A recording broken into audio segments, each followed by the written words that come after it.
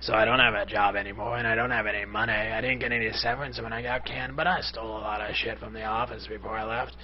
You know, I used to wonder about these people who'd be, like, hanging out, like, on a Tuesday afternoon, looking like they got nothing to do and nowhere to go, and being like, what's their deal? Now I'm one of those people wonder about.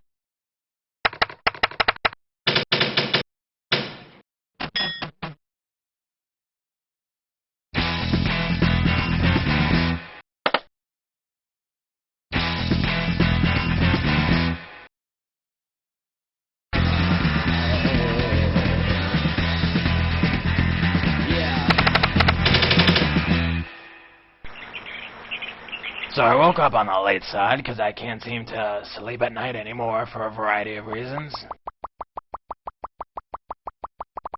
When I finally got out of bed, I stared at the wall for a while and drank some coffee and stared at the wall. Then I went on my computer and fucked around and looked at stuff and, like, typed stuff for breakfast or whatever.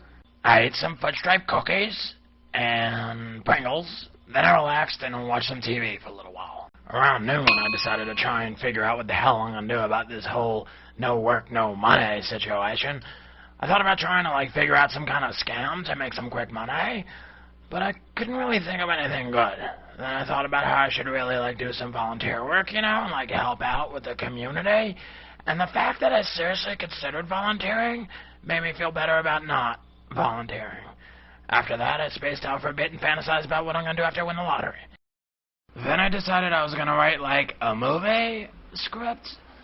But after, like, a half page or so, I got kind of bored, and I found out it's really hard to write, like, a whole movie. So I turned to TV for inspiration.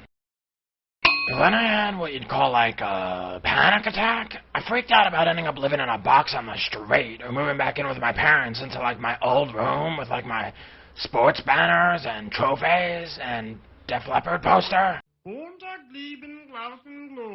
To get me out of, like, freak-out mode, I decided to pick up the phone and harass MCI. It's kind of a long story, but I freaking hate MCI. They're a bunch of filthy scum liars.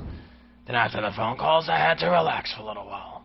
Finally, around, like, 2 o'clock, I got the motivation to, like, go outside and stuff. But outside is kind of hard when you have no money. It's like you can't buy any ice cream because you have no money, and you can't go shopping because you have no money. When you're not, like, working, you start to realize how money is, like, really important and stuff. So I put myself on a tight budget to make sure I save money for the essentials. After I got home, I was kind of tired, so I decided to take, like, a 20-minute power nap. But it, like, ran kind of long. After I got up, I watched SpongeBob on Nick. Who lives in a pineapple under the sea? And ate dinner. After dinner, I headed out to, like, a bar to try and, like, pick up a chick or something. But I found out that having a beer gut and balding and being unemployed really says something about a guy. On the way home, I thought about stopping in a strip club to get some, like, boobs in my face to cheer me up.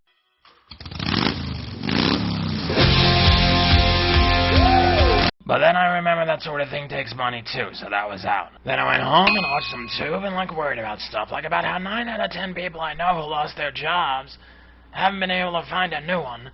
And I also thought about how I found out that, like, when the economy gets bad, if you're lacking in basic skills and qualifications, it's really hard to land a high-paying job. But above it all, for now, for what it's worth, it beats frickin' working.